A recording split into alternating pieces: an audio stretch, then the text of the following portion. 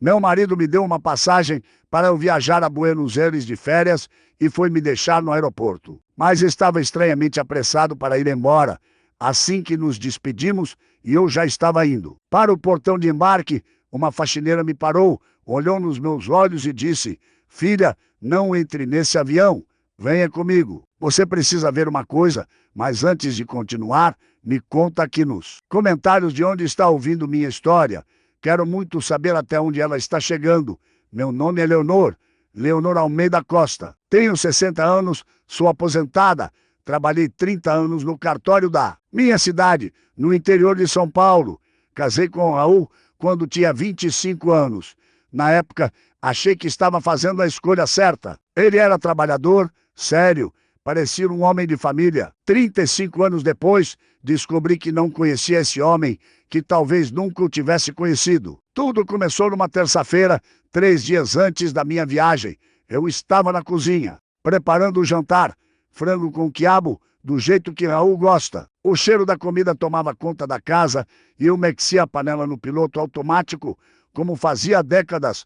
Eram 7 da noite e eu não. Esperava meu marido antes das 9. Ele sempre chegava tarde.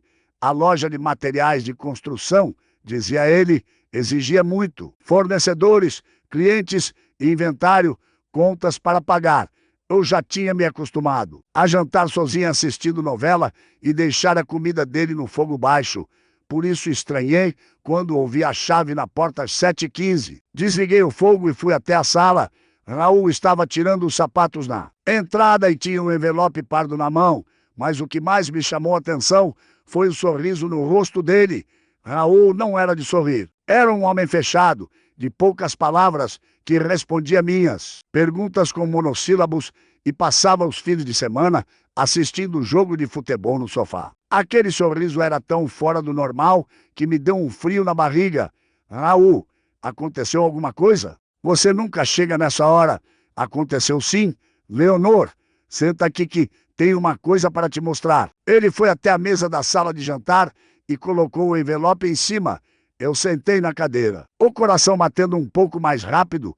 Não conseguia imaginar o que tinha ali dentro. Será que era algum problema, alguma dívida, algum documento de médico? Na nossa idade, a gente sempre pensa no pior. Abre, ele disse, empurrando o envelope na minha direção. Eu abri. Dentro havia passagens de avião e uma folha com reserva de hotel. Li as palavras sem entender direito.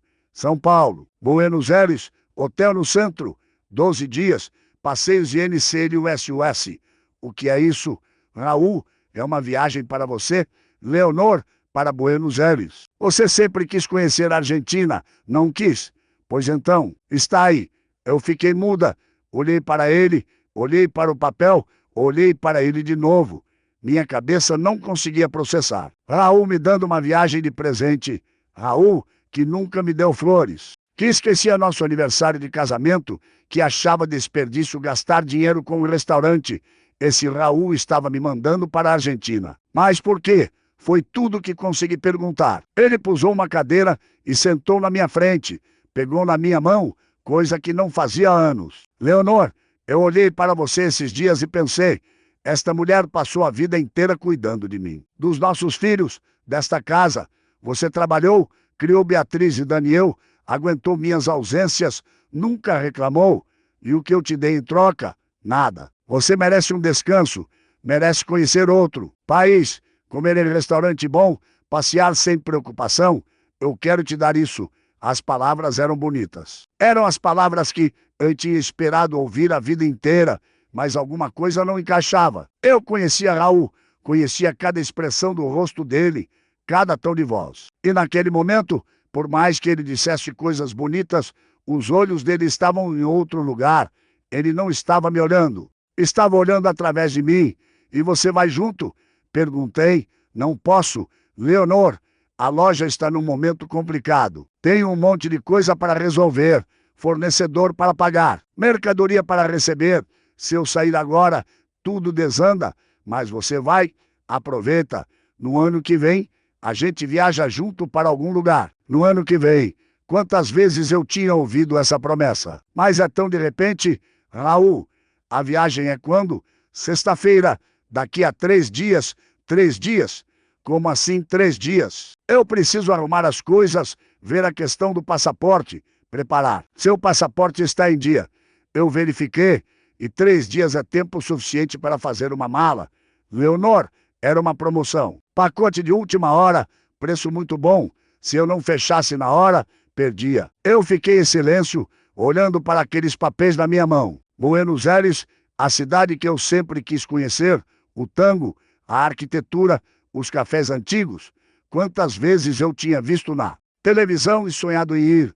E agora, do nada, meu marido estava me mandando para lá.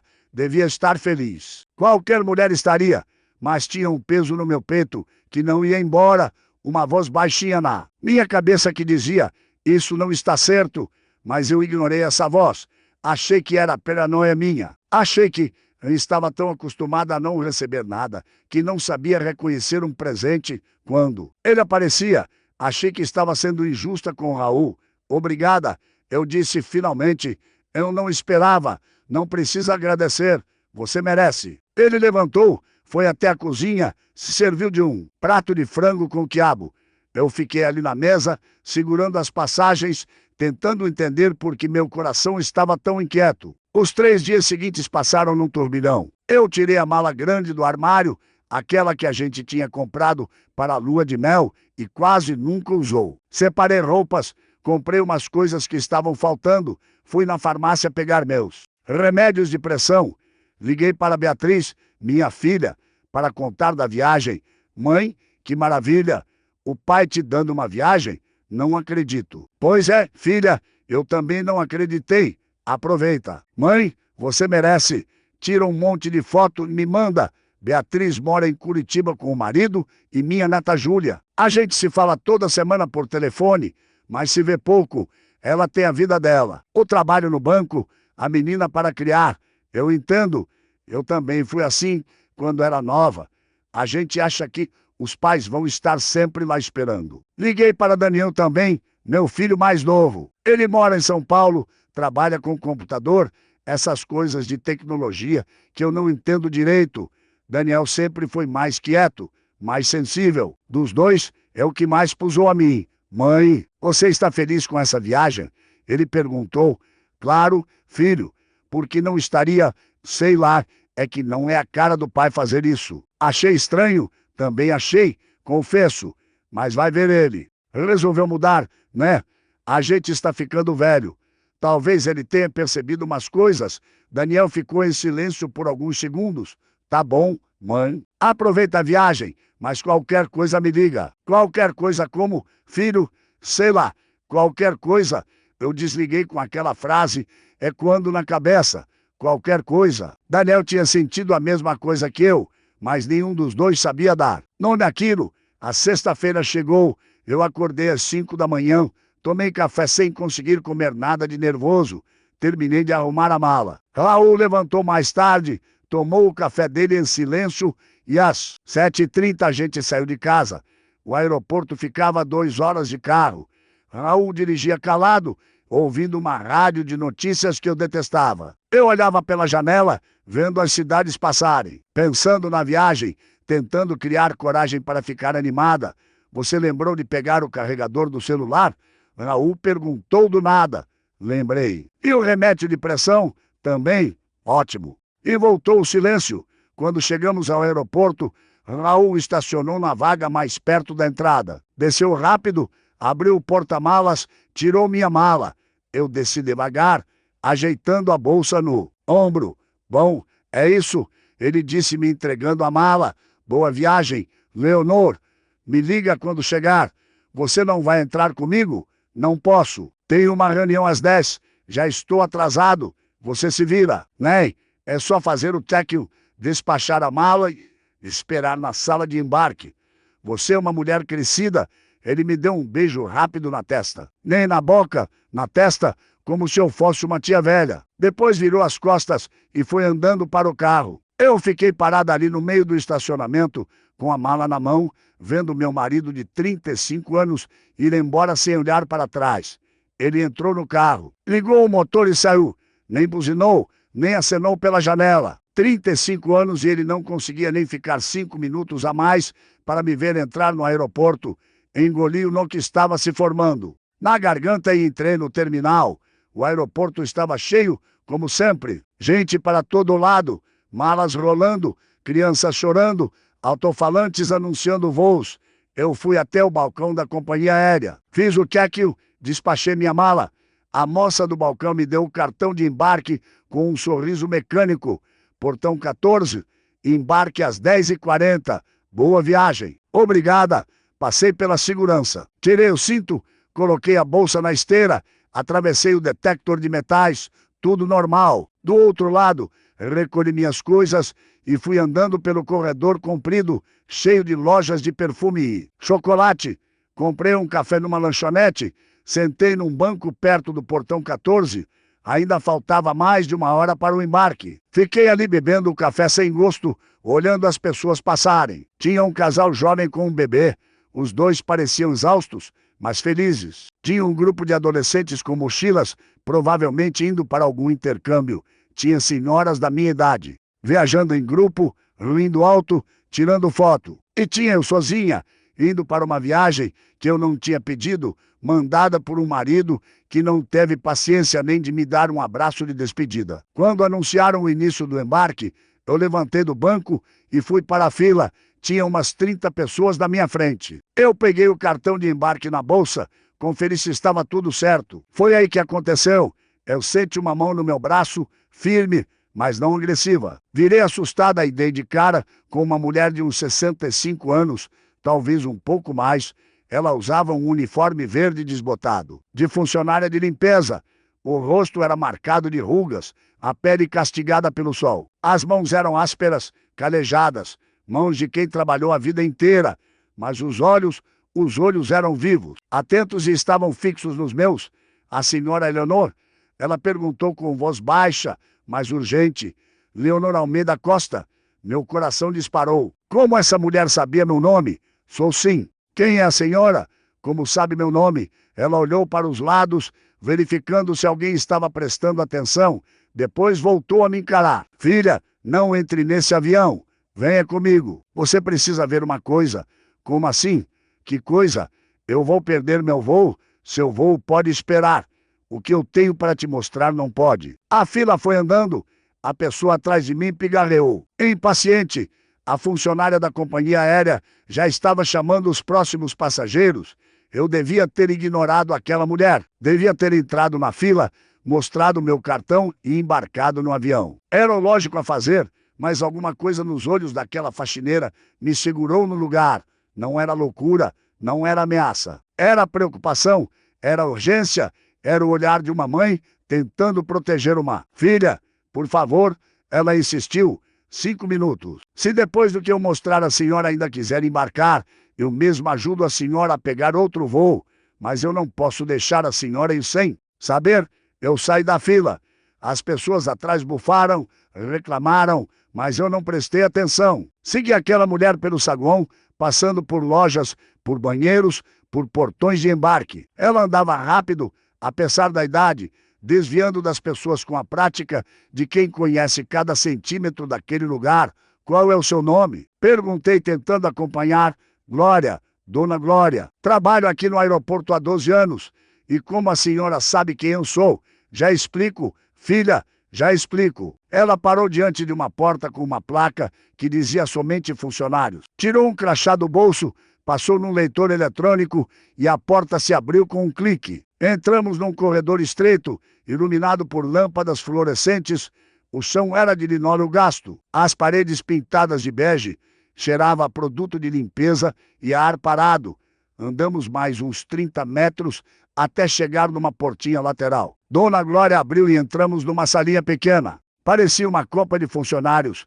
Tinha um sofá velho, uma mesa de fórmica, uma geladeira barulhenta, um micro-ondas em cima de um balcão. Na parede, um quadro de avisos com escalas de trabalho e comunicados. E em cima da mesa, uma pasta de couro marrom. Senta, filha, disse Dona Glória, apontando para o sofá. Eu sentei, as pernas estavam bambas. Ela pegou a pasta e veio se sentar do meu lado. Antes de abrir, ficou me olhando por alguns segundos, como se estivesse medindo as palavras. Eu encontrei isso hoje de manhã, começou ela, no banheiro masculino, perto das pias. Alguém deixou para trás. Eu ia levar para os achados e perdidos, mas antes abri para ver se tinha alguma identificação do dono. Foi aí que vi seu nome. Ela fez uma pausa. Tinha um homem lá dentro. Quando eu entrei para limpar, mais baixo, barrigudo, parecido com seu marido, pela foto do RG. Ele estava nervoso, falando no celular, dizendo que tinha visto a senhora na fila de embarque e que agora era só esperar o avião decolar.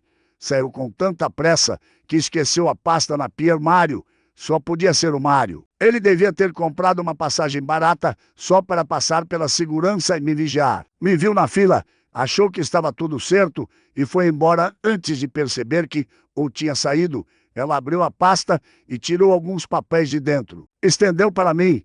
Eu peguei com as mãos tremendo. O primeiro documento era uma procuração. Li as primeiras linhas e sente o sangue gelar nas veias.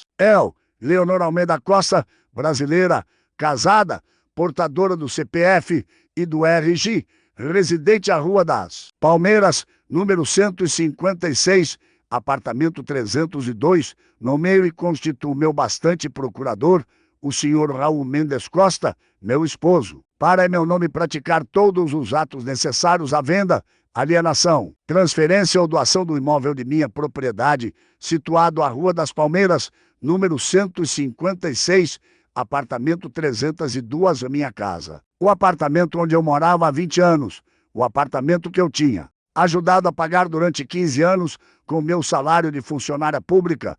Olhei para a assinatura no fim do documento. Estava escrito Leonor Almeida Costa com uma letra que tentava imitar a minha, mas não era minha. Eu trabalhei 30 anos em cartório. Eu conheço a assinatura falsa quando vejo uma. Isso é mentira, murmurei.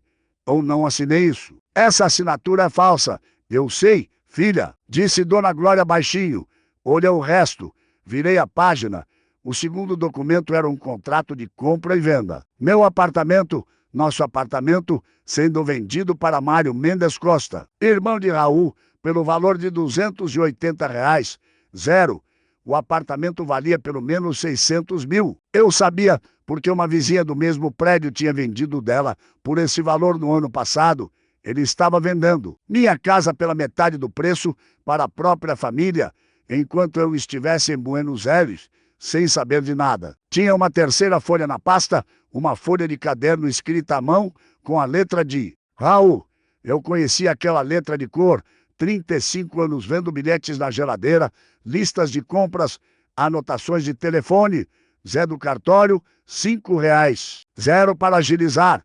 Mário transfere 140 para minha conta. Assim que registrar, Leonor volta dia 22. Precisa estar tudo pronto antes.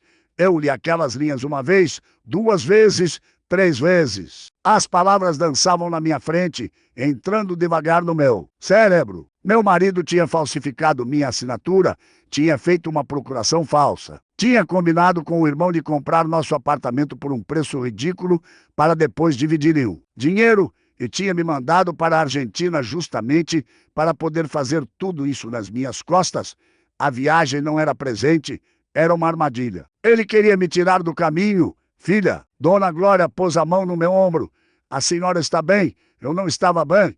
Eu estava em pedaços, mas não conseguia chorar. Era um choque grande demais. 35 anos de casamento, 35 anos achando que eu conhecia aquele homem e ele estava prestes a me roubar, a me deixar sem nada, a me jogar na rua.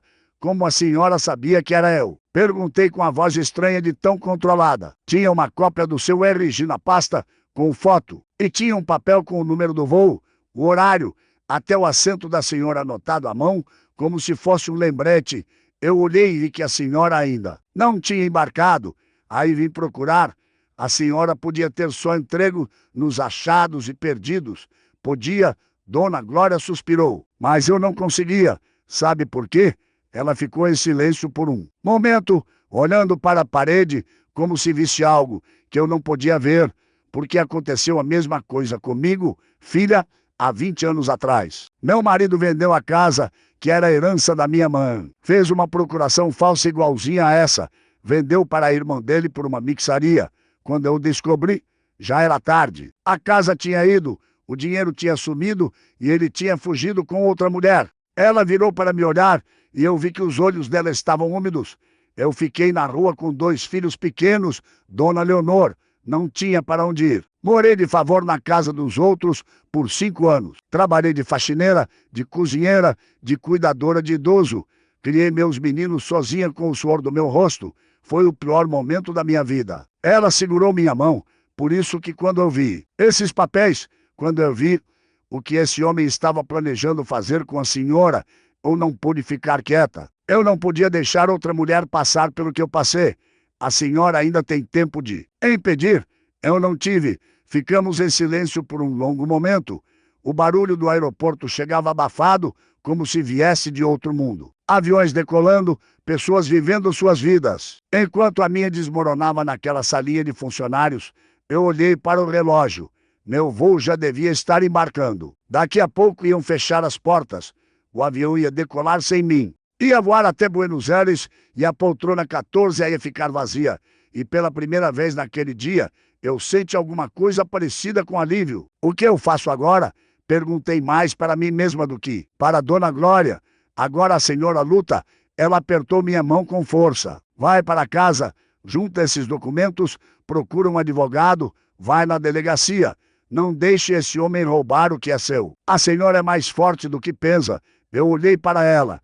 Aquela mulher que eu nunca tinha visto na vida. Aquela faxineira de aeroporto de uniforme desbotado e mãos carejadas que ganhava provavelmente um salário mínimo para limpar banheiro de gente que nem olhava para ela.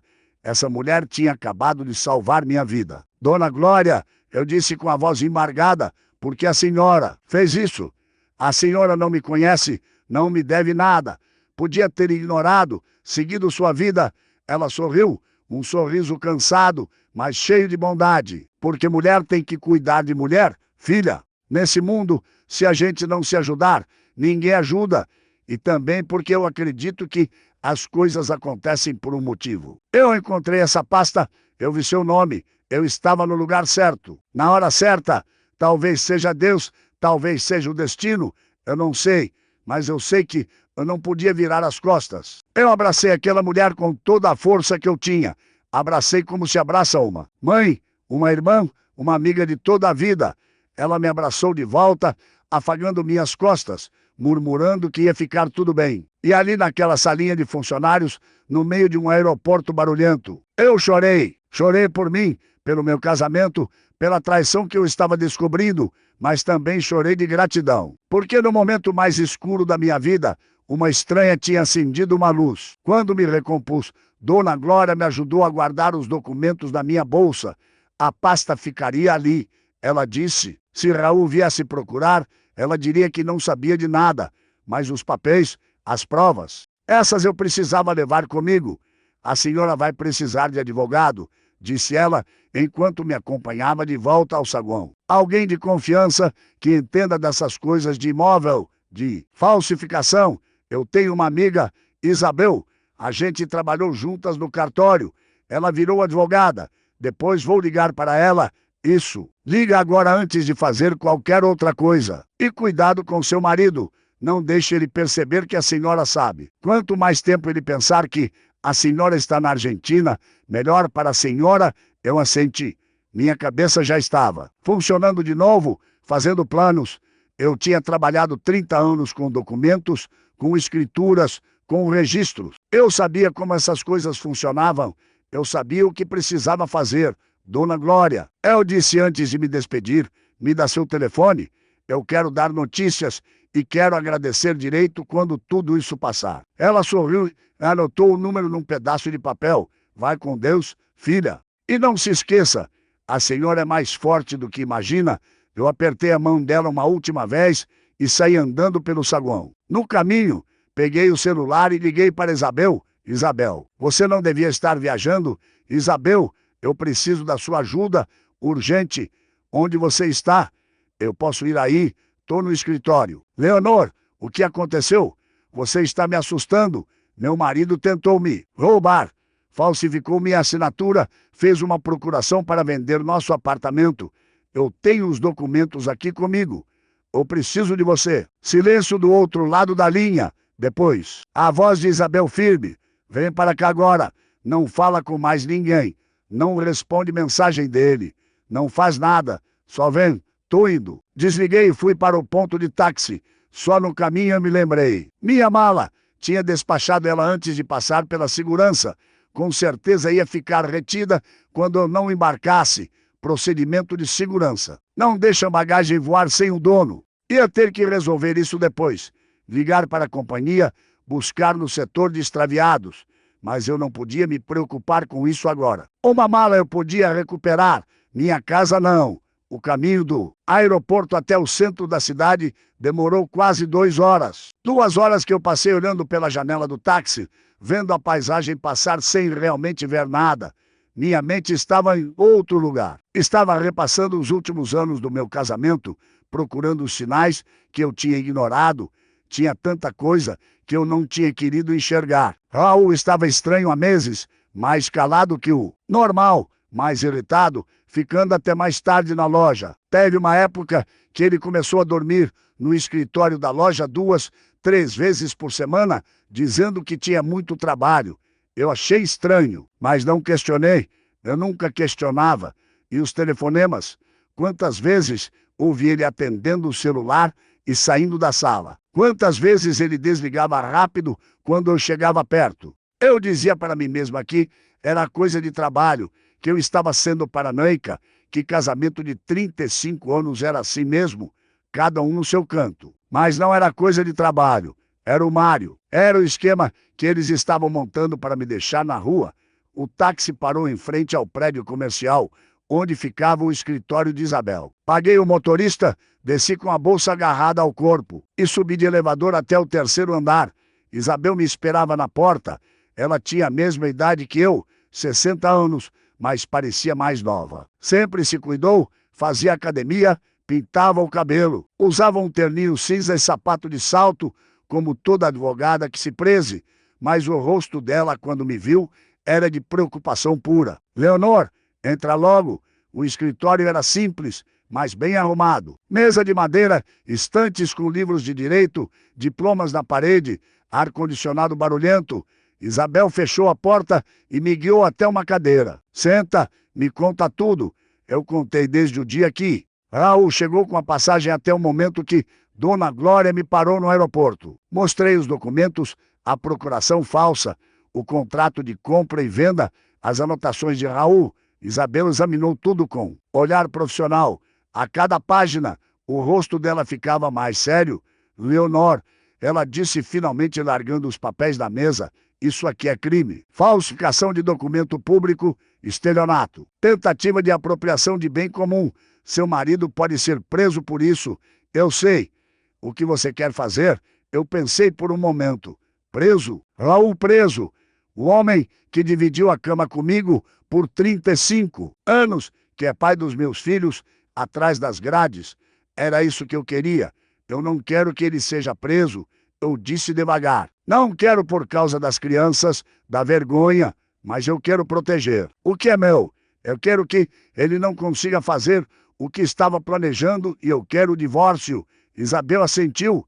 Entendido. Então vamos fazer o seguinte. Primeiro, a gente vai no cartório de registro de imóveis e coloca uma averbação na matrícula do seu apartamento. Um bloqueio para impedir qualquer transferência ou venda sem a sua autorização expressa. Isso pode ser feito hoje? Pode. Eu conheço o pessoal de lá. Vou ligar agora. Segundo passo, você vai fazer um boletim de ocorrência na delegacia. Mesmo que você não queira que ele seja preso, o BU fica registrado. Se ele tentar alguma coisa, você tem prova de que já tinha conhecimento e denunciou, certo? Terceiro, a gente notifica todos os cartórios da cidade de que qualquer procuração seu nome é inválida. Se alguém aparecer com documento seu, os cartórios vão saber que é fraude. Eu respirei fundo. Era muita coisa, mas eu me sentia mais calma tendo um plano.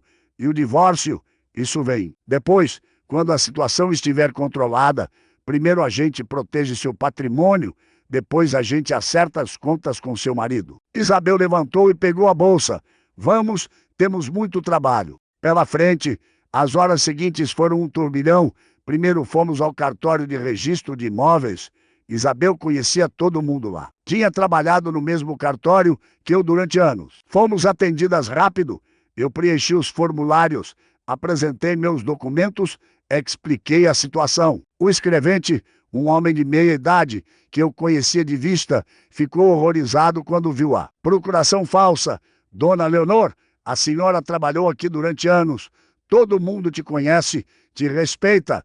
É um absurdo o que esse homem tentou fazer. Eu sei, por isso preciso impedir. Ele carimbou os papéis, registrou o bloqueio na matrícula do apartamento. A partir daquele momento, ninguém poderia vender, doar ou transferir o imóvel sem minha presença física e autorização expressa. Primeiro passo dado.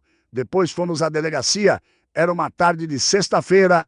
O lugar estava cheio. Esperamos quase uma hora até ser atendidas por uma delegada jovem, séria, que ouviu minha história com atenção.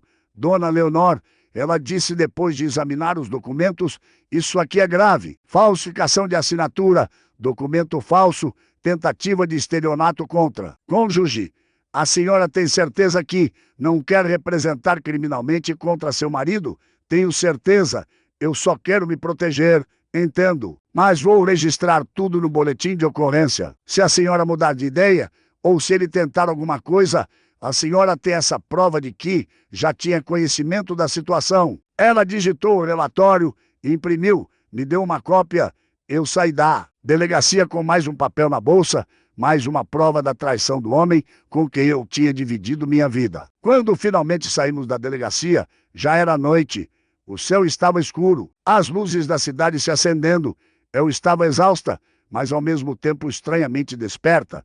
A adrenalina ainda corria nas minhas veias. E agora? Perguntei a Isabel. Agora você vai para casa. Ei, normal. Se ele ligar, atende. Diz que está em Buenos Aires, que o voo atrasou e inventa alguma coisa. Quanto mais tempo ele pensar que você está viajando, melhor para a gente. Mas eu vou ter que vê-lo. Vou ter que olhar na cara dele. Isabel segurou meu braço. Leonor, eu sei que é difícil, mas você é mais forte do que imagina. Você aguentou 35 anos ao lado desse homem. Você pode aguentar mais alguns dias até a gente resolver tudo. E você não está sozinha. Estou com você. Ela tinha razão. Eu precisava ser forte. Precisava ser esperta. Peguei um táxi para casa. No caminho, meu celular tocou. Era Raul. Eu olhei para o nome dele, piscando na tela. Meu estômago revirou, mas eu atendi. Não, Raul, Leonor, você chegou. Como foi o voo? Tentei te ligar mais cedo, mas não consegui. A voz dele era normal, tranquila, como se nada estivesse acontecendo. Como se ele não tivesse acabado de tentar destruir minha vida. Foi bem, o voo atrasou um pouco. Cheguei há pouco no hotel, e aí? Gostou? O quarto é bom? É sim, muito bonito. Vista para o centro da cidade. Que ótimo. Aproveita, tira foto, descansa. Você merece. Obrigada, Raul. Vou descansar sim. A viagem foi cansativa? Tá bom. Me liga amanhã para contar como está sendo. Ligo sim. Boa noite, boa noite. Desliguei. Minhas mãos estavam suando. Ele não desconfiava de nada. Achava que eu estava em Buenos Aires, que o plano dele estava funcionando perfeitamente. Daqui a alguns dias, ele ia no cartório com a procuração falsa e assinar a venda do apartamento para o irmão, ia embolsar o dinheiro e ia me contar quando eu voltasse. Ou talvez nem fosse me contar. Talvez fosse inventar alguma história, dizer que precisou vender por causa de dívidas, que ia comprar outro lugar, que eu devia confiar nele. E eu teria acreditado, como acreditei em tanta coisa durante todos esses anos. Mas agora eu sabia a verdade, e a verdade muda tudo. O táxi parou na frente do meu prédio. Eu paguei, desci, entrei pelo portão com a chave. O porteiro da noite me cumprimentou com um aceno, sem prestar muita atenção. Subi de elevador até o terceiro andar. Abri a porta do apartamento 302. Estava escuro, silencioso. Raul ainda não tinha chegado, ou talvez estivesse na loja. melhor assim. Eu precisava de um tempo sozinha. Entrei, acendi as luzes. Olhei ao redor, tudo estava igual. A sala com o sofá bege, a televisão grande, a estante com os porta-retratos, a cozinha com os armários que eu mesmo escolhi, a mesa onde a gente tomava café da manhã, o corredor que levava para os quartos, para os banheiros, para a vida inteira que eu tinha construído ali dentro. 35 anos de casamento, 20 anos morando naquele apartamento. Tinha foto dos meninos quando eram pequenos, tinha quadro de formatura da Beatriz, tinha lembrança de viagem e enfeite de Natal. Planta que eu cultivava há uma década, e ele queria me tirar tudo isso, me tirar esse apartamento, essas memórias, essa segurança, me deixar na rua como Dona Glória ficou. Uma mulher de 60 anos, aposentada, sem ter para onde ir. Eu sentei no sofá e deixei as lágrimas virem. Não eram lágrimas de tristeza, eram de raiva, de decepção, de luto. Eu estava fazendo o luto do casamento que eu achava que tinha, do homem que eu achava que conhecia, da vida que eu achava que ia ter. Mas eu não ia me deixar destruir. Eu tinha sobrevivido a muita coisa na vida. Tinha sobrevivido a um parto difícil, a uma crise financeira, a época em que Raul perdeu o emprego e eu sustentei a casa sozinha com meu salário de funcionária pública. Tinha sobrevivido à solidão de um casamento vazio, aos filhos crescendo e indo embora, à menopausa, à aposentadoria, a sensação de não ser mais necessária. Eu ia sobreviver a isso também. Levantei do sofá, lavei o rosto, me recompus. Fui até a cozinha, fiz um chá de camomila, sentei à mesa com os documentos espalhados na minha frente e comecei a planejar os próximos passos. A guerra tinha começado e eu não ia perder. Naquela noite eu mal dormi. Fiquei deitada na cama, olhando para o teto, ouvindo os barulhos da rua lá embaixo. Raul chegou por volta das 11, fez barulho na cozinha, tomou banho e veio se deitar do meu lado. Eu fingi que estava dormindo, controlei a respiração, mantive os olhos fechados, mesmo quando sente o colchão afundar com o peso dele. Ele dormiu em poucos minutos, começou a roncar como fazia toda a noite. Eu fiquei ali deitada ao lado do homem que tinha tentado me destruir, sentindo uma raiva fria crescer dentro de mim, como eu não tinha percebido antes, como eu tinha sido tão cega. Lembrei do dia em que conheci Raul num baile de festa junina, na igreja do bairro. Ele me tirou para dançar quadrilha, me pagou um quentão, pediu meu telefone. 6 meses depois, estava ajoelhado na sala da minha mãe, com uma aliança na mão. Eu achei que aquele era o momento mais feliz da minha vida, como eu estava enganada. Os primeiros anos foram bons. Beatriz nasceu, depois Daniel. Raul abriu a loja, trabalhou feito um condenado, foi crescendo e eu fiquei para trás, cuidando das crianças, da casa, do cartório, sendo a mesma Leonor de sempre, enquanto ele virava outro homem. O distanciamento veio aos poucos, tão devagar que parecia normal. Beijos raros, abraços que desapareceram, palavras de carinho que viraram lembrança. Eu tentava puxar assunto, ele respondia com monossílabos. Eu queria conversar sobre nós dois, ele dizia que eu estava inventando problema. Eu acreditava, porque era mais fácil acreditar do que enfrentar a verdade.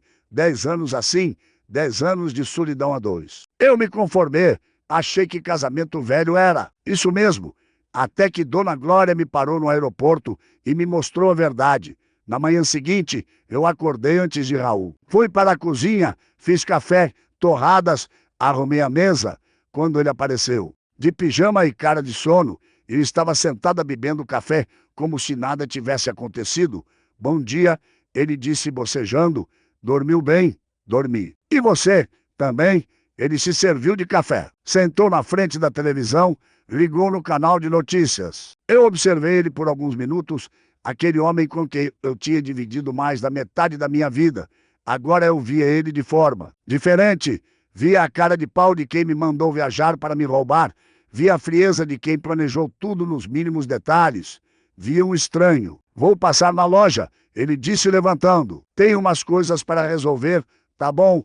A que horas você volta? Não sei ainda. Talvez só à noite. Ele foi para o quarto, se trocou, saiu sem se despedir direito, como sempre. Assim que eu ouvi a porta do elevador fechar, eu peguei meu celular e liguei para Isabel.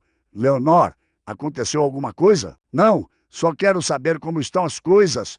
Ele já saiu, estou sozinha. Ótimo. Olha, eu passei ontem trabalhando no seu caso. Já preparei a petição de divórcio e a de partilha de bens. Considerando a tentativa de fraude, vou pedir que você fique com 70% do apartamento.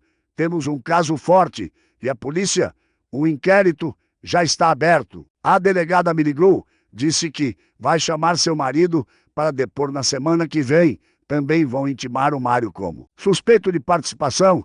Eu respirei fundo. As coisas estavam andando. A rede estava se fechando. Isabel, quanto tempo eu tenho que fingir que não sei de nada? O ideal seria até ele ser chamado na delegacia. Assim, ele não tem chance de se preparar, de destruir provas, de combinar história com o irmão. Uns 3, 4 dias, no máximo, 3 ou 4 dias. Eu podia aguentar. Tá bom, eu aguento. Se precisar de qualquer coisa, me liga a qualquer hora. Obrigada, Isabel, de verdade. Desliguei e fiquei parada no meio da sala, olhando ao redor. Aquele apartamento ia ser meu, só meu. E Raul ia ter que responder pelo que tentou fazer. Passei o dia fazendo coisas normais. Limpei a casa, fui no mercado, fiz almoço. À tarde assisti televisão, li um pouco. Cochilei no sofá. Cada vez que o celular tocava, eu gelava, achando que era Raul desconfiando de alguma coisa, mas eram só mensagens normais. Propaganda, grupo da igreja, Beatriz mandando foto da neta. Por falar em Beatriz, eu ia ter que contar para ela em algum momento. E para Daniel também. Meus filhos iam saber que o pai tentou roubar a mãe. Como eles iam reagir? Daniel, eu sabia que ia ficar do meu lado. Ele sempre teve um senso de justiça forte, sempre defendeu o certo. Mas Beatriz era mais complicada. Ela sempre foi mais próxima do pai, sempre achou que eu reclamava demais, que eu exagerava, que eu não valorizava o que tinha. Talvez ela achasse que eu estava inventando, que os documentos eram falsos, que eu estava fazendo drama, mas eu ia mostrar para ela, ia mostrar para todo mundo. Eu não estava inventando nada. A traição era real e as provas estavam todas ali. Naquela noite, Raul chegou tarde de novo. Eu já estava na cama quando ouvi ele entrando. Ele veio para o quarto, se trocou no escuro, deitou do meu lado. Tá dormindo? Sussurrou. Quase. Desculpa chegar tarde. A loja está complicada. Imagino. Silêncio. Eu senti ele se ajeitar no travesseiro, puxar o lençol. De repente, o celular dele vibrou no criado mudo. Ele pegou, olhou a tela e levantou da cama. Vou atender no corredor, sussurrou. É da loja. Mas não era da loja. Pela porta entreaberta, eu ouvi a voz dele abafada. E aí, ela embarcou. Você viu? Ótimo. Então a Leonor está na Argentina mesmo.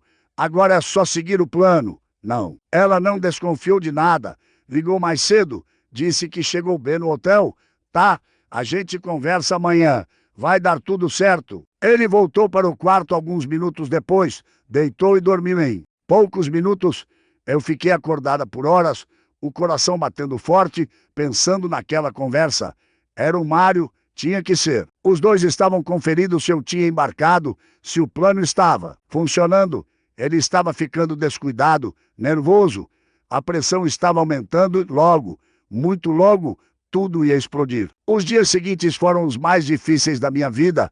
Eu acordava de manhã, tomava café com Raul, como se nada estivesse acontecendo, via ele sair para a loja e depois passava o dia inteiro com aquele peso no peito. Era como viver numa peça de teatro, interpretando o papel de esposa, enquanto por dentro eu estava em pedaços. Ele me ligava durante o dia perguntando como estava Buenos Aires. Eu inventava histórias, dizia que tinha ido visitar um museu, que tinha comido num restaurante argentino, que tinha passeado pela Recoleta. Mentia com uma facilidade que me assustava. Descobri que quando a gente é traída, mentir de volta fica mais fácil. Na segunda-feira, 3 dias depois de eu ter descoberto tudo, Isabel me ligou com uma notícia. Leonor, a delegada vai intimar seu marido na quarta-feira. Ele vai receber a intimação na loja de manhã. Achei melhor te avisar para você se preparar. Me preparar como? Quando ele souber que Tem um inquérito aberto contra ele. Vai entender que você sabe de tudo. Vai voltar para casa querendo explicação. Você precisa estar pronta para esse confronto. Eu sentei no sofá, o coração disparado. E se ele ficar violento? Você acha que ele é capaz? Eu pensei por um momento. Raul nunca tinha levantado a mão para mim, nunca tinha me agredido fisicamente. Mas ele também nunca tinha falsificado minha assinatura para me roubar. Eu não sabia mais do que aquele homem era. Capaz? Não sei. Responde sinceramente. Se você tiver medo, vai para a casa de alguém, uma amiga, uma vizinha. Não fica sozinha com ele. Tem uma vizinha, a Sofia. A gente se dá bem. Posso ficar na casa dela se precisar. Ótimo. E me liga na hora que ele chegar. Qualquer coisa, qualquer ameaça, você diz a 190 na mesma hora. Passei a terça-feira inteira no estado de tensão. Limpei a casa, fiz comida, tentei me distrair assistindo televisão, mas não conseguia prestar atenção em nada. Minha mente estava no dia seguinte, no momento em que Raul ia receber aquela intimação, e entender que o castelo de cartas dele tinha desmoronado. Naquela noite, ele chegou do trabalho com uma cara estranha, parecia preocupado, distraído. Jantou em silêncio, ficou mexendo no celular. Foi dormir mais cedo que o normal. Tá tudo bem? Perguntei fingindo preocupação. Tá, só cansado? Mentira, ele estava nervoso. Talvez já soubesse de alguma coisa. Talvez o Mário tivesse ligado, contando que a venda não tinha dado certo, que tinha algum problema no cartório. O cerco estava se fechando. Eu fui dormir com o celular debaixo do travesseiro, pronta para ligar para a polícia se precisasse. Na quarta-feira de manhã, eu acordei às 6. Raul ainda dormia. Fui para a cozinha, fiz café, sentei à mesa e esperei. Ele levantou às 7, tomou café rápido, disse que tinha uma reunião importante e saiu. Eu fiquei olhando a porta se fechar, sabendo que, quando ele voltasse, tudo seria diferente. O dia passou devagar. Eu não conseguia fazer nada, só ficar andando pelo apartamento, olhando o relógio, esperando. Ao meio-dia, Isabel me mandou uma mensagem. Intimação entrego. Ele assinou o recebimento às 10h15. Agora é questão de tempo. Tempo. Quanto tempo ele ia levar para vir me confrontar? A resposta veio às 2 da tarde. Eu estava na sala quando ouvi a porta se abrir com força. Raul entrou feito um furacão, o rosto vermelho, os olhos injetados. Ele segurava um papel na mão, provavelmente a intimação. Você pode me explicar o que é isso? Ele gritou, jogando o papel na mesa de centro. Eu me levantei devagar. Meu coração estava disparado, mas eu me forcei a parecer calma. Isso é uma intimação da polícia? Raul, você sabe melhor do que eu. Por quê? Você não está em Buenos Aires. Você nunca foi para Buenos Aires? Não, eu não fui. Como assim não? Fui. E onde você estava esse tempo todo? Aqui, no cartório, na delegacia, no escritório da minha advogada. Ele ficou em silêncio por alguns segundos, processando. Eu vi a ficha cair. Vi ele entender que eu sabia de tudo. Leonor, a voz dele mudou, ficou mais baixa. Leonor, eu posso explicar? Explicar o quê? Que você falsificou minha assinatura, que você ia vender nosso apartamento para seu irmão por metade do preço, que você me mandou viajar para fazer tudo isso nas minhas costas. Não é isso que você está pensando. Então me diz o que é. Me diz o que eu deveria pensar quando encontro uma procuração com minha assinatura falsificada, dando poderes para você vender o lugar onde eu moro há 20 anos. Ele passou a mão pelo rosto, desesperado. A loja está quebrada. Leonor, eu devo dinheiro para todo mundo. Fornecedor, banco, agiota. Se eu não arrumasse dinheiro rápido, iam tomar tudo. Iam tomar a loja, o carro. E sim, iam tomar esse apartamento. Também, eu estava tentando proteger a gente. Proteger a gente? Você ia vender nossa casa por 280 mil e ficar com a metade. Você chama isso de proteger? O Mário ia guardar o dinheiro. Quando a poeira baixasse, a gente ia comprar outra coisa. Mentira. Tá na sua letra, Raul. Mário, transfere 140 para minha conta assim que registrar. Você ia pegar o dinheiro e me deixar na rua. Ele ficou branco. Não esperava que ou tivesse visto as anotações dele. Como você conseguiu esses documentos? Perguntou baixinho. Não interessa como. Interessa que eu tenho e que eu já mostrei. Para a polícia, Raul se deixou cair no sofá. Parecia um balão furado, todo o ar saindo de uma vez. Ele apoiou os cotovelos nos joelhos e escondeu o rosto nas mãos. Eu vou ser preso, murmurou. Por causa de você, eu vou ser preso. Não, Raul, você vai ser preso por causa de você, por causa das suas escolhas. Eu não falsifiquei documento nenhum. Eu não tentei roubar ninguém. Você fez isso sozinho.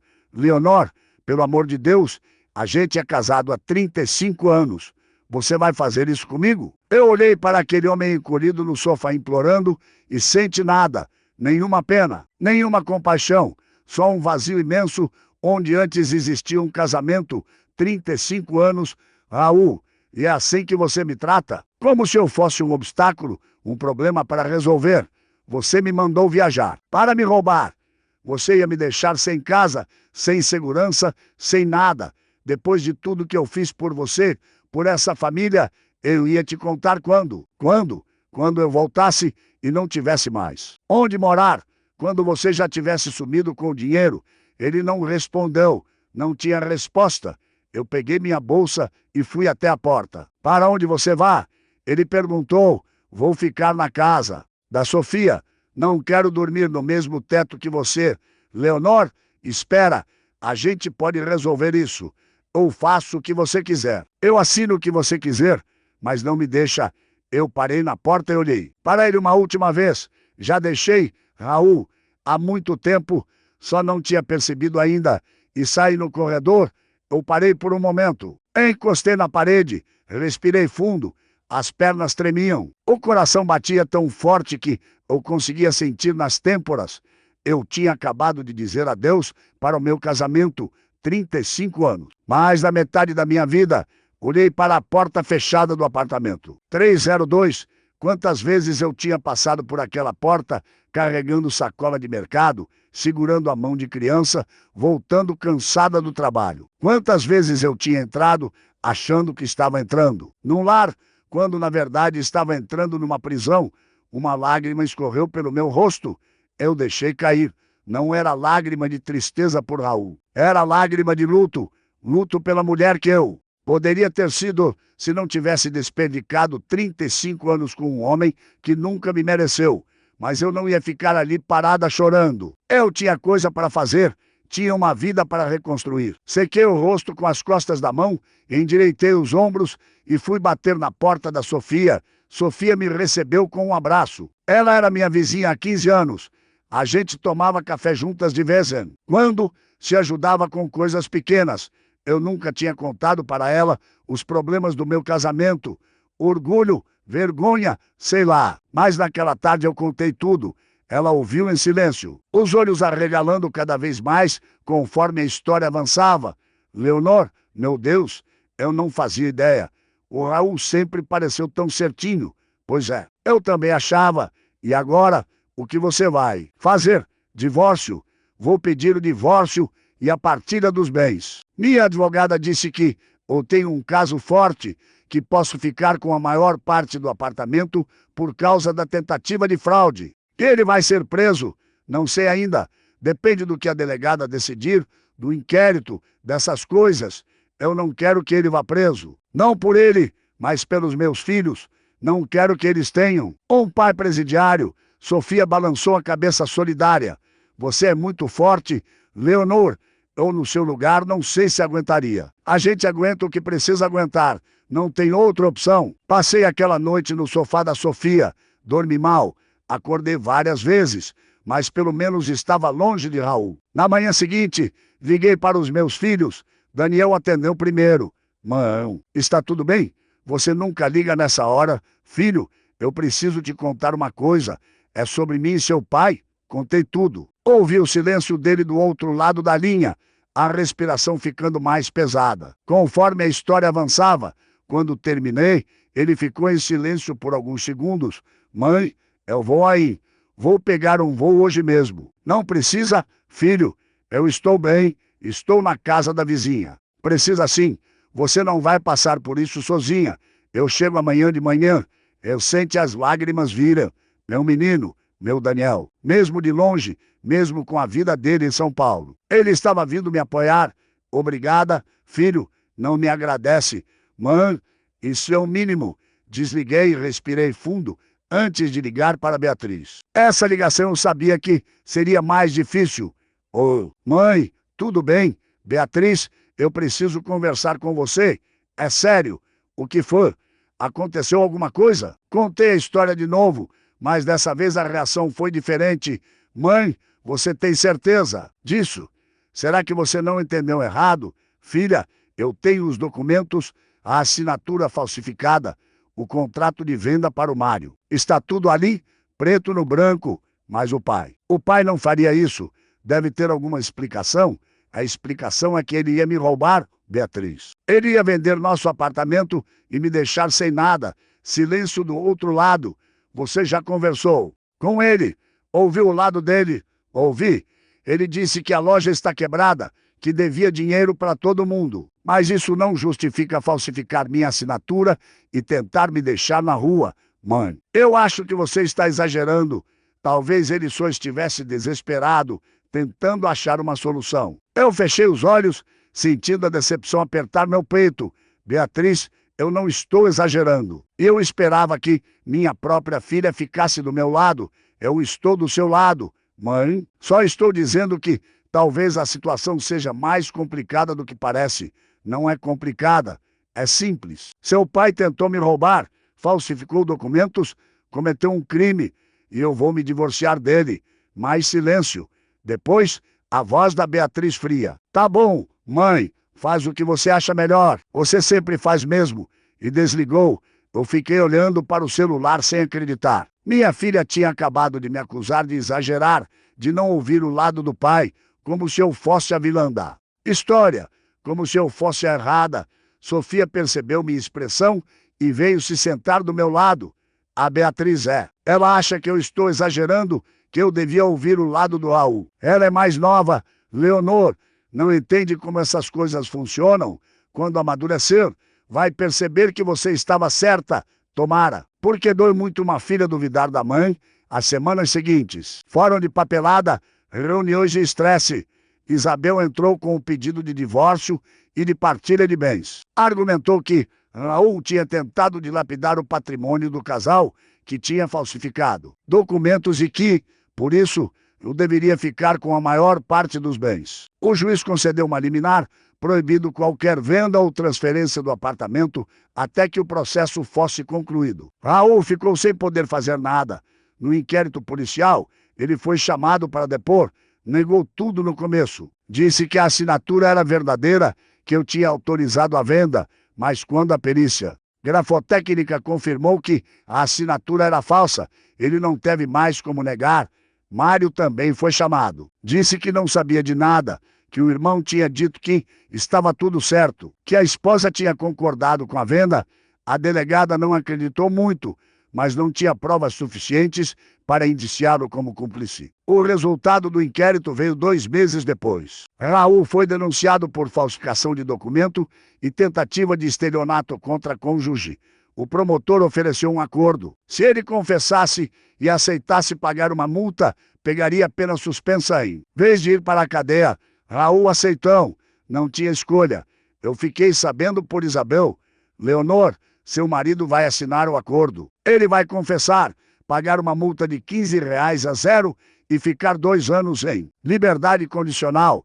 Se não cometer nenhum outro crime nesse período, a ficha fica limpa. Ele não vai ser preso. Você disse que preferia assim. Eu pensei por um momento. Parte de mim queria que ele fosse preso. Queria vê-lo sofrer as consequências do que fez. Mas outra parte lembrava dos meus filhos, da vergonha que seria ter o pai na cadeia. É melhor assim. E o divórcio está andando. A audiência de conciliação é semana que vem. Você precisa comparecer. Na noite anterior à audiência, eu não consegui dormir. Fiquei deitada no escuro, olhando para o teto, me perguntando se estava fazendo a coisa certa. 35 anos de casamento, mais da metade da minha vida. Será que eu devia ter tentado perdoar? Será que eu estava sendo dura demais? Levantei, fui até a cozinha, fiz um chá, sentei na mesa, onde Raul e eu tínhamos tomado café por 2 décadas e me permiti, pela primeira vez, sentir a tristeza. Não era tristeza por ele, era tristeza pelo que podia ter sido e não foi, pelo casamento que eu sonhei e nunca tive, pela companheira que eu fui e que nunca foi reconhecida. Mas aí eu lembrei da pasta de couro marrom, da procuração falsificada, das anotações na letra dele, planejando me deixar na rua. Não, eu não estava sendo dura demais. Eu estava me protegendo. Estava fazendo o que devia ter feito há anos. Voltei para a cama e dormi. No dia seguinte, eu ia encarar aquela audiência de cabeça erguida. A audiência foi numa manhã de terça-feira, no fórum da cidade. Eu cheguei cedo, vestida de forma simples, sem maquiagem. Isabel estava do meu lado. Raul apareceu alguns minutos depois com um advogado que eu nunca tinha visto. A juíza era uma mulher de uns 50 anos, séria, cabelo grisalho preso num coque. Ela leu os documentos do processo, olhou para nós dois. O casal está de acordo com o divórcio? Sim, meritíssima, respondeu Isabel. Sim, murmurou o advogado de Raul, quanto à partilha de bens. Vejo que há uma disputa. A parte autora solicita 70% do imóvel comum, alegando tentativa de fraude pelo réu. A parte contesta, pedindo divisão igualitária. Raul ficou constrangido. A juíza olhou para ele. Senhor Raul, o senhor foi denunciado criminalmente por falsificação de documento e tentativa de estelionato contra sua esposa. É correto? É. E o senhor aceitou acordo, confessando os crimes? Sim. Então não vejo como contestar a solicitação da autora. O senhor tentou fraudar o patrimônio comum. Isso está comprovado. Vou deferir o pedido. 65% do valor do imóvel. Para a autora, 35% para o réu. O apartamento será avaliado e pode ser vendido com divisão do valor conforme essa proporção. Ou uma das partes pode comprar a parte da outra, 65%, não 70%. Menos do que Isabel tinha pedido, mas ainda assim era uma vitória. Isabel apertou minha mão por baixo da mesa, como quem diz está bom assim. Raul baixou a cabeça derrotado. O advogado dele sussurrou alguma coisa no ouvido dele. Ele assentiu. Minha cliente aceita vender a parte dela para o réu se ele tiver interesse, disse Isabel, ou comprar a parte dele, se preferir. A juíza olhou para Raul. Senhor Raul, ele levantou os olhos, olhou para mim pela primeira vez desde que a audiência começou. Eu não tenho dinheiro para comprar nada. A loja faliu. Eu estou morando de favor na casa do meu irmão. Se a Leonor quiser ficar com o apartamento, ela vai ter que me pagar os 35%. Isso pode ser feito, disse Isabel. Minha cliente tem recursos da aposentadoria e pode parcelar o valor. A juíza anotou alguma coisa. Muito bem, vamos designar uma avaliação do imóvel. Depois que sair o valor, as partes terão 30 dias para decidir se vendem ou se uma compra a parte da outra. Algo mais? Não. Meritíssima, disseram os dois advogados. A audiência encerrada, saímos do fórum em silêncio. Na calçada, Raul parou e me olhou. Leonor, o quê? Eu sei que você não quer ouvir, mas eu sinto muito, de verdade. Eu errei feio. Eu olhei para aquele homem com quem tinha dividido 35 anos da minha vida. O cabelo estava mais branco, as olheiras mais fundas. Ele parecia ter envelhecido 10 anos em 2 meses. Tarde demais para sentir muito. Raul, eu sei, mas eu queria que você soubesse que eu não te odeio. Nunca te odiei. Eu é seu ... e eu me perdi. As dívidas, a pressão. Eu não sabia mais o que fazer. Você podia ter me contado. A gente podia ter resolvido junto. Mas você preferiu me trair. Ele assentiu cabisbaixo. Eu preferi. E vou me arrepender disso pelo resto da vida. Ele virou as costas e foi embora, caminhando devagar pela calçada, os ombros curvados. Eu fiquei olhando até ele sumir na esquina. Vamos. Leonor, disse Isabel, você tem um apartamento para comprar. A avaliação saiu em 2 semanas. R$ 620 a zero. Minha parte era 65%, ou seja, R$ 403. Zero. A parte de Raul era R$ 217. Zero. Eu tinha 80. Zero na poupança. Dinheiro que eu tinha guardado ao longo dos anos, sem contar para ninguém. peguei um empréstimo de 150, zero no banco, usando o próprio apartamento como garantia, sobrou um troco para reformar o apartamento. Era apertado, mas dava. No dia em que assinei a escritura, transferindo a parte de Raul para mim, eu chorei, não de tristeza, de alívio. Aquele apartamento agora era meu, só meu. Ninguém mais podia tirá-lo de mim. Daniel veio para a assinatura, me abraçou forte quando saímos do cartório. Mãe, eu tenho muito orgulho de você. Obrigada, filho. Não sei se teria conseguido sem você. Conseguiria, sim. Você é a mulher mais forte que eu conheço. Beatriz não veio. Mandou uma mensagem curta. Parabéns pela escritura. Espero que você seja feliz. Eu olhei para aquela mensagem por muito tempo. Não era o que eu esperava da minha filha, mas era o que ela conseguia dar. Talvez um dia ela entendesse. Talvez não. Eu ia ter que aprender a viver. Com isso, nos meses seguintes, eu reconstruí minha vida. Não de uma vez, mas aos poucos, como quem monta um quebra-cabeça sem saber direito qual vai ser a imagem final. A primeira coisa que fiz foi pintar o apartamento. Chamei um pintor e escolhi cores que o Raul odiaria. Amarelo claro na sala, verde água no quarto. Cada parede nova era uma declaração de independência. Depois joguei fora as coisas dele que tinham ficado para trás.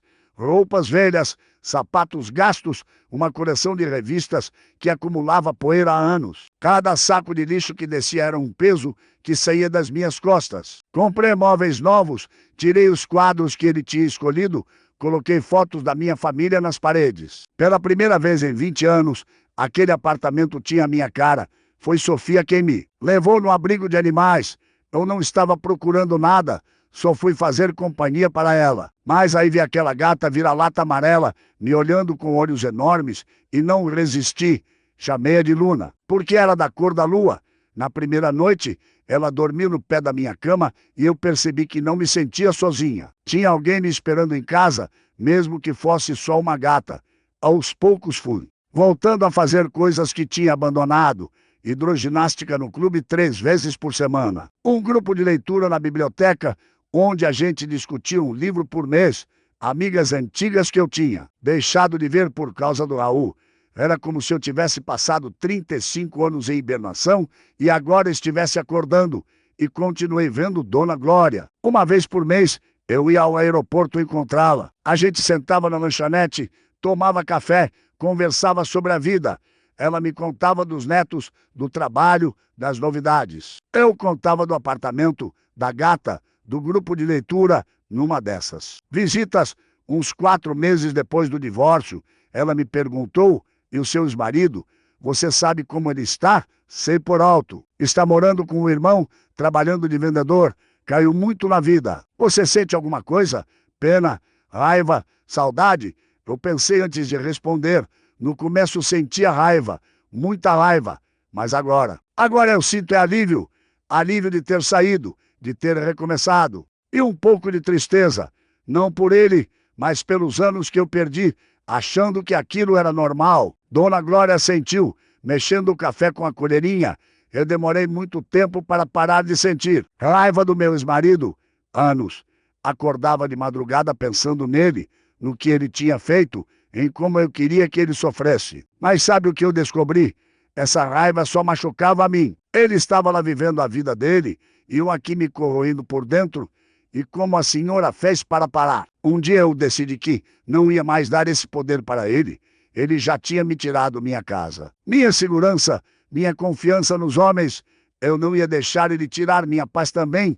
Aí eu soltei, não perdoei, porque perdoar é difícil demais. Mas soltei, deixei ele ir embora da minha cabeça. Eu olhei para aquela mulher de 65 anos, de mãos calejadas e uniforme desbotado, e vi uma sabedoria que nenhum livro ensinava. A senhora é muito forte, Dona Glória. Forte não, filha. Sobrevivente. A gente aprende a ser forte quando não tem outra opção. Você está diferente, Leonor, ela disse, mudando de assunto. Está mais leve, mais feliz. Eu estou, pela primeira vez em muitos anos, eu estou feliz. Você merece. Depois de tudo que passou, você merece. Eu segurei a mão dela em cima da mesa. Dona Glória, eu nunca vou conseguir agradecer o que a senhora fez por mim. A senhora mudou minha vida. Ela sorriu, aquele sorriso cansado, mas cheio de bondade, que eu tinha visto no primeiro dia. Eu não mudei nada, filha. Eu só mostrei a verdade. Quem mudou foi você. Eu pensei nas palavras dela por muito tempo. Era verdade. Eu podia ter ignorado aquela faxineira de uniforme desbotado. Podia ter pensado que era golpe, que era loucura, que era perda de tempo. Mas alguma coisa em mim sabia que eu precisava ouvir. Talvez fosse intuição, talvez fosse Deus. Talvez fosse só o instinto de sobrevivência que toda mulher desenvolve depois de décadas convivendo com homens. Esses encontros com Dona Glória viraram minha âncora. Ela me lembrava de onde eu tinha vindo, do que eu tinha superado e me dava força para seguir em frente. Um ano se passou. Um ano inteiro de reconstrução, de descobertas, de pequenas vitórias. O divórcio foi homologado, tudo certinho, sem mais complicações. Raul cumpriu a liberdade condicional, sem problemas. Pelo que eu soube, ele continuava morando com o irmão, trabalhando de vendedor numa loja de materiais elétricos. Tinha caído muito na vida, mas era consequência das escolhas dele. Beatriz continuava. Distante, a gente se falava por mensagem de vez em quando, mas as ligações tinham ficado raras. Ela ainda não tinha me perdoado por ter destruído a família. Como ela disse uma vez, eu esperava que o tempo curasse essa ferida, mas não ia forçar. Ela era adulta, tinha que tirar suas próprias conclusões. Daniel, por outro lado, estava mais presente do que nunca. Vinha me visitar a cada 2 meses. Passava o fim de semana comigo, me levava para jantar fora. Ele tinha arrumado uma namorada em São Paulo, uma moça simpática chamada Juliana, e já estava falando em me dar netos. Calma, filho. Eu ria. Uma coisa de cada vez. Mãe, você não quer ser avó de novo? Quero, mas quero mais que você seja feliz. Neta é consequência. A neta que eu já tinha, a Júlia, filha da Beatriz, veio passar as férias de julho comigo. Foram 2 semanas maravilhosas. Levei-a no parque, no cinema, na sorveteria. Fizemos bolo juntas, assistimos filme de princesa, brincamos de boneca. Quando ela foi embora, eu chorei de saudade. Vô, você está diferente, ela disse no dia da despedida. Diferente como? Meu amor, você sorri mais. Antes você era mais triste. Crianças percebem tudo. Elas não têm os filtros que a gente desenvolve com a idade. Elas veem a verdade, mesmo quando os adultos tentam esconder. É verdade, Júlia. A vovó está mais feliz agora. Por quê? Porque a vovó aprendeu uma coisa importante, que nunca é tarde para ser feliz. Foi num dia comum de outono que eu conheci o Antônio. Eu estava na biblioteca, na reunião mensal do grupo de leitura. Naquele mês, a gente tinha lido Dom Casmurro, do Machado de Assis. Era um livro que eu já tinha lido na escola há 1000 anos, mas reler com outros olhos foi uma experiência completamente diferente. A discussão estava animada. Metade do grupo achava que Capitu tinha traído Bentinho. A outra metade achava que era tudo paranoia dele. Eu estava no time da paranoia. Depois de tudo que eu tinha passado, eu sabia bem como a desconfiança pode distorcer a realidade. Mas o narrador não é confiável, eu argumentei. Ele conta a história do jeito que ele quer. A gente nunca vai saber a verdade porque só tem o lado dele. Exatamente, disse uma voz masculina do outro lado da mesa. O Bentinho é o único narrador e ele tem todo o interesse em nos convencer de que foi traído. Mas se você prestar atenção, não tem nenhuma prova concreta. É tudo interpretação dele. Eu olhei para o dono da voz. Era um homem da minha idade, talvez um pouco mais velho, cabelo grisalho, óculos de armação grossa, rosto simpático. Ele usava uma camisa xadrez e tinha um jeito de professor. O senhor é novo no grupo? Perguntei. Sou. Primeira vez. Meu nome é Antônio. Sou professor aposentado de História. Leonor, também aposentada. Trabalhei em cartório. Cartório? Então, a senhora deve entender bem de documentos, de provas. Por isso defende que a Capitu é inocente até que se prove o contrário. Eu ri. Fazia tempo que alguém me fazia rir assim de surpresa.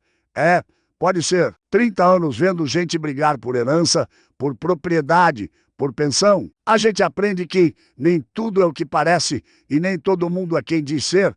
Ele completou, me olhando nos olhos, e que as aparências enganam. Tinha alguma coisa naquele olhar, não era flerte. Era reconhecimento, como se ele visse em mim alguma coisa que outras pessoas não viam. A discussão do grupo continuou, mas eu percebi que a gente ficava trocando olhares.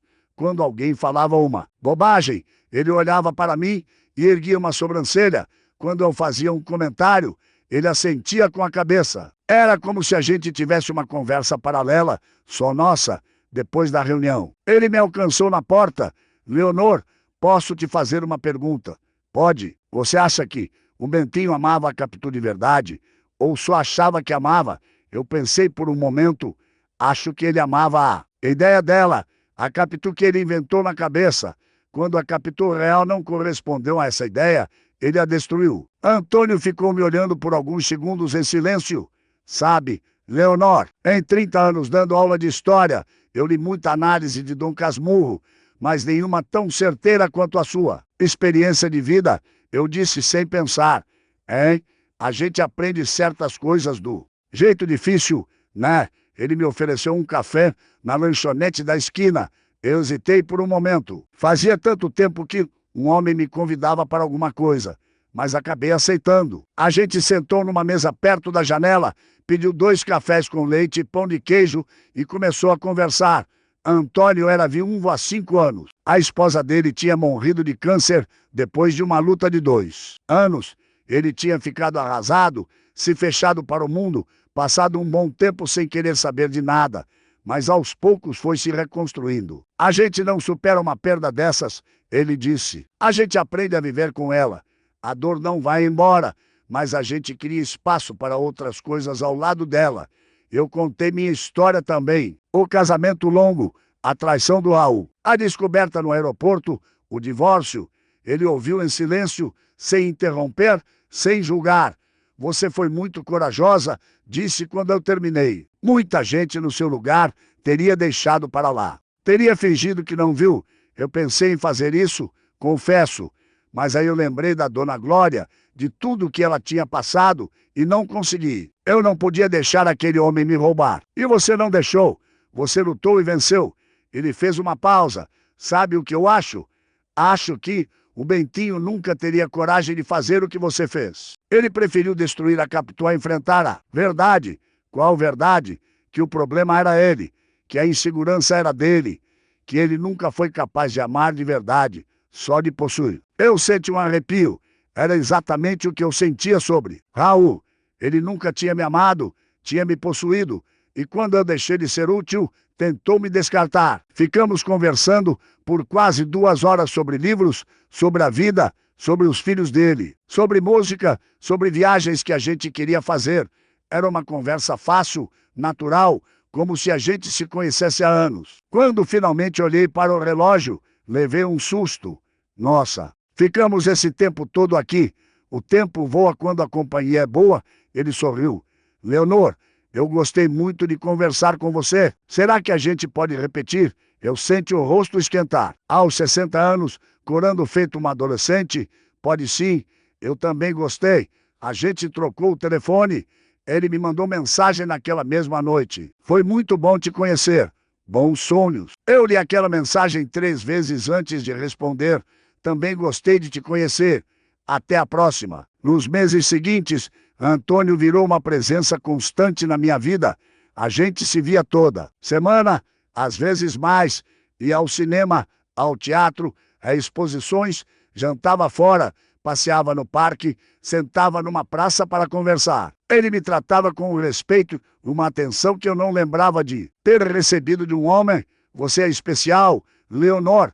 Ele disse uma noite, quando a gente caminhava de mãos dadas por uma rua do centro. Eu não esperava encontrar alguém assim a essa altura da vida. Meu, depois de tudo que passei, eu tinha desistido de homem. E agora? Agora, eu olhei para ele, para os olhos bondosos por trás dos óculos, para o sorriso gentil.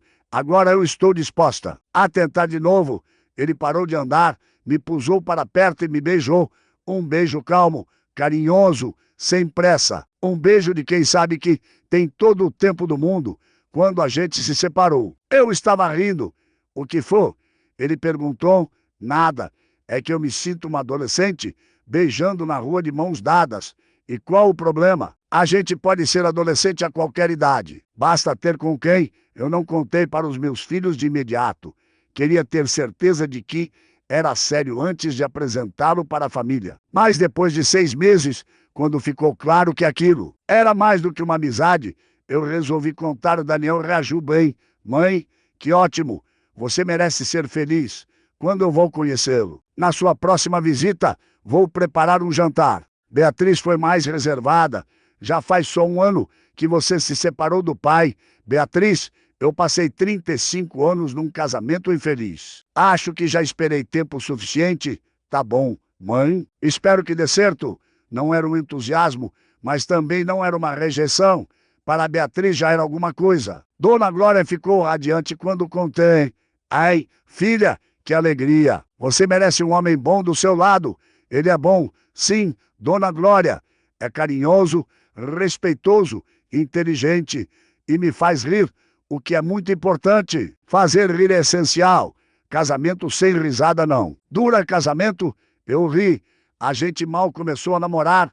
E daí, na nossa idade não tem tempo para enrolação. Se é bom, aproveita. Eu pensei nas palavras dela.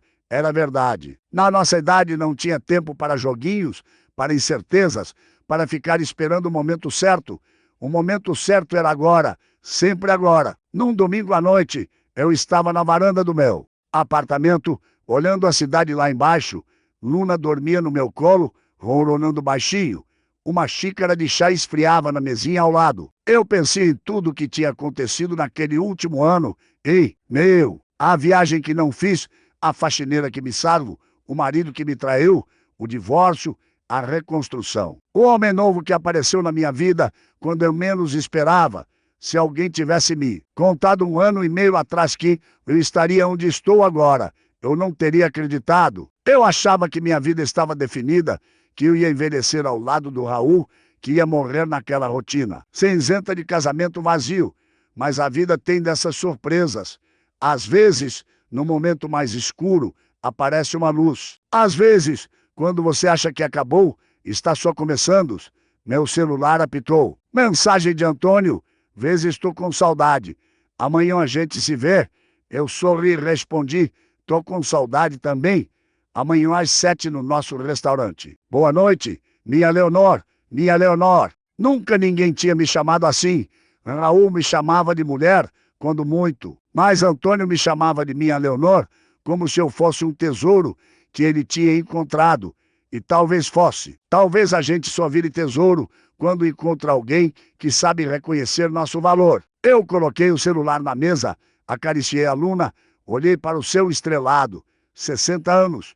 Uma vida inteira para trás. E pela primeira vez eu sentia que a vida estava só começando. Nunca é tarde para ser feliz. Nunca é tarde para recomeçar. Nunca é tarde para descobrir quem você realmente é. Eu sou Leonor. Leonor Almeida Costa. Tenho 61 anos. Sou divorciada. Moro sozinha com minha gata. Tenho 2 filhos adultos, uma neta que é minha alegria e um namorado que me faz sentir especial. Minha história não é perfeita. Tem traição, tem dor, tem decepção, mas também tem força, tem coragem, tem recomeço e, acima de tudo, tem esperança. Porque enquanto a gente está viva, sempre tem esperança. Eu pretendo viver muito ainda. Às vezes eu penso naquela tarde no aeroporto, no momento exato em que Dona Glória segurou meu braço e disse: filha, não entre nesse avião. Se eu tivesse ignorado ela, se eu tivesse entrado na fila, mostrado meu cartão de embarque, sentado na poltrona 14 amperes, eu teria voado para Buenos Aires sem saber de nada. Teria aproveitado 12 dias de férias enquanto meu marido destruía minha vida nas minhas costas. E quando eu voltasse e encontrar meu apartamento vendido, meu dinheiro desviado, minha segurança destruída, ia ter que recomeçar do zero, sem casa, sem nada, dependendo da caridade dos filhos. Mas não foi isso que aconteceu. Porque uma faxineira de aeroporto, Uma mulher que eu nunca tinha visto na vida decidiu não virar as costas. Decidiu que não podia deixar outra mulher sofrer o que ela tinha sofrido. Decidiu que solidariedade era mais importante que conveniência. Dona Glória me salvo, e eu nunca vou esquecer isso. No mês passado, eu dei uma festa de aniversário para mim mesma, 61 anos. Chamei todo mundo que importava. Daniel com a Juliana, Sofia, Isabel e, claro, Dona Glória, toda arrumada com um vestido florido. Antônio passou a festa inteira do meu lado, me apresentando para os convidados como minha Leonor. Beatriz não veio. Mandou uma mensagem de parabéns e um cachecol pelo correio. Eu guardei na gaveta e tentei não pensar muito no assunto.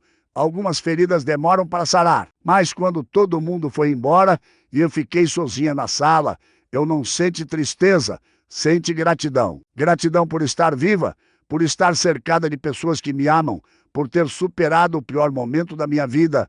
Daniel me ligou no dia seguinte. Mãe, a festa foi demais. E esse seu namorado, o Anteuene, o ... e eu gostei muito dele. Parece um cara de verdade. Assim, filho, é um homem bom, você merece. Mãe, depois de tudo que o pai fez, você merece alguém que te trate bem? Obrigada. Danielzinho, N ... e eu queria te pedir desculpas. Desculpas por quê? Por não ter percebido antes. Por não ter visto que você era infeliz, que o casamento de vocês não funcionava. Eu estava tão focado na minha vida que não prestei atenção. Filho, você não tem que pedir desculpas. Eu escondi de todo mundo. Nem eu mesma queria admitir. Mesmo assim, eu sou seu filho. Eu devia ter percebido. E de agora em diante, eu vou prestar mais atenção. Vou ligar mais, visitar mais. Você não vai se sentir sozinha nunca mais. Eu chorei depois de desligar. Mas eram lágrimas boas, lágrimas de uma mãe que percebe que criou um homem de verdade. Quanto a Beatriz, eu não perdi a esperança. Filhos são assim. Às vezes se afastam, às vezes voltam. Ela está passando por um processo, tentando entender o que aconteceu, tentando conciliar a imagem do pai que ela tinha com a realidade do que ele fez. É difícil para ela. Eu entendo. No aniversário da Júlia mês passado, eu fui para Curitiba. Beatriz me recebeu com educação, mas sem calor. A gente conversou sobre amenidades, sobre o tempo, sobre a escola da Júlia. Não tocou no assunto do pai, do divórcio, de nada pesado. Mas na hora de ir embora, quando eu estava me despedindo da Júlia, Beatriz me pusou para o canto. Mãe, eu sei que eu não tenho sido uma boa filha. Eu sei que eu te magoei. Beatriz, deixa eu terminar. Eu ainda não consigo entender tudo o que aconteceu. Uma parte de mim ainda quer acreditar que o pai não é essa pessoa que você diz, mas eu sei que você não ia inventar uma coisa dessas. Você não é assim, não sou, filha, eu sei, e eu estou tentando. Tá difícil, mas eu estou tentando. Ela me abraçou. Um abraço rápido, meio desajeitado, mas um abraço. Eu entendi que aquilo era o máximo que ela conseguia dar naquele momento. Estava bom. A gente não pode forçar o perdão, não pode forçar a compreensão. Essas coisas vêm no tempo delas. Quando a pessoa está pronta, e Beatriz vai ficar pronta um dia, eu tenho fé. Por isso, agora eu faço questão de passar adiante o que recebi. Quando vejo uma mulher em dificuldade, eu ofereço ajuda. Quando tenho a chance de fazer a diferença na vida de alguém, eu faço. Porque foi isso que Dona Glória me ensinou, que a gente não está sozinha. Que mulher cuida de mulher, que um gesto pequeno pode mudar uma vida inteira. E eu quero ser para outras mulheres o que ela foi para mim, um anjo de uniforme desbotado e mãos calejadas. Dona Glória podia ter passado direto por aquela pasta no banheiro. No aeroporto, podia ter entregue nos achados e perdidos e ido embora. Ninguém ia saber, mas ela não fez isso. Ela foi atrás de mim, ela se importou. E por causa disso, eu estou aqui, viva, feliz, recomeçando aos 61 anos, com uma gata no colo, um namorado que me chama de tesouro e um apartamento que é só meu. Nunca é tarde. Se a minha história tocou você de alguma forma, deixa um like para eu saber que não estou sozinha. Se você conhece alguma mulher que precisa ouvir isso, compartilha com ela. E se você também passou por algo parecido ou conhece alguém que passou, me conta nos comentários. A gente se fortalece quando divide as histórias. E se ainda não é inscrita no canal, se inscreve e ativa o sininho. Tem muita história de mulher forte por aqui. Mulher que caiu e levantou. Mulher que apanhou da vida e deu a volta por cima. Porque mulher cuida de mulher, sempre. Obrigada por ter ficado comigo até o final. Até a próxima história.